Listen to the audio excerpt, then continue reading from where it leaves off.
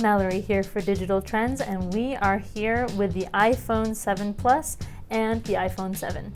So we're going to take a quick look at how this new phone is going to work out for you. So as you can see, it looks an awful lot like the original iPhone 6s Plus and the iPhone 6 Plus as well. And the only real difference on the front here is this button, which is no longer a button. The home button is now flat and flush, and it doesn't press in like a button when you touch it. However, the fingerprint sensor and Touch ID are still all right in there, and you'll get a little bit of haptic feedback every time you touch it to let you know that it's operating correctly. So when you go to unlock your phone, you'll feel it, and you'll press down, and you'll be right into your phone.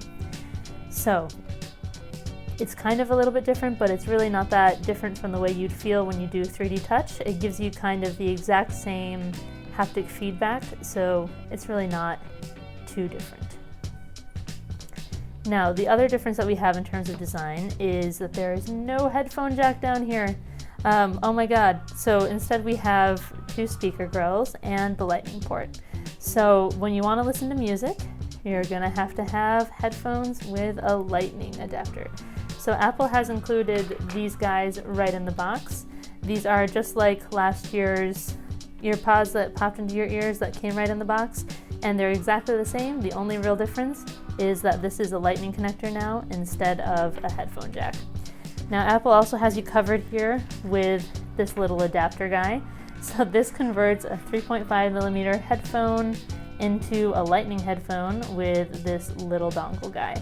So obviously this is something that, you know, it's good that it came in the box, but it might be something that might fray or you might lose, so you're going to want to be careful with that if you have a precious pair of 3.5mm headphones that you just love to use and don't want to update to either wireless or lightning headphones.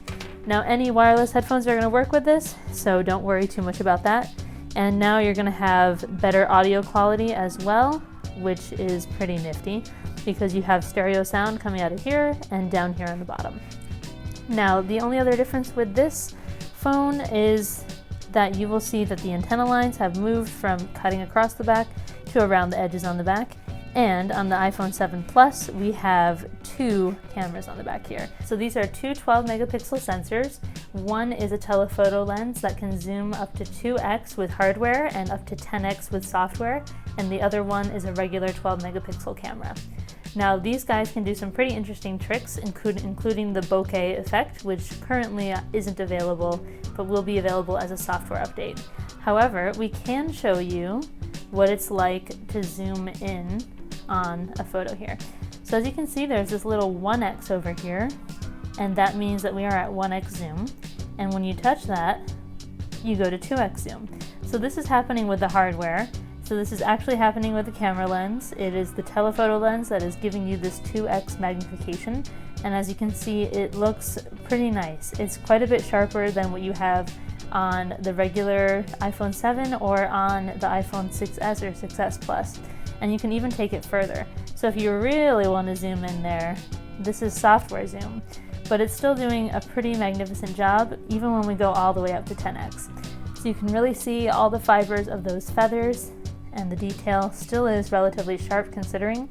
Now obviously this is something that may not be as good on, you know, low lighting conditions, but here in the full sunlight, this optical zoom is pretty impressive, and the software zoom is really decent. I mean, it's better than what you'd see on most phones. You can also do it while in video mode, so you can be recording in 1x, pop into 2x, and say you're at a concert, you want to really zoom in on someone's face, you can go right in close, and then go right back out to the full picture. We have a 7-megapixel selfie camera on the front here, and those are really the big changes in terms of design and what's going on with this phone. The other thing that the iPhone 7 and the iPhone 7 Plus can do that last year's couldn't do is that they can go dunking in water for 1 meter for up to 30 minutes. So we will dunk this right here to show you how it's going to work. All right, so here goes the iPhone 7 Plus. It is submerged in water. Now you can also do this with the regular 7. So we're going to pop that one in there too. Now these can be in there for 30 minutes, up to a meter. And although they are not really that touch responsive when they are in the water, they are still clearly working. And if you had the button set up to take photos, you should be able to still take photos while you're underwater, though we don't really recommend it.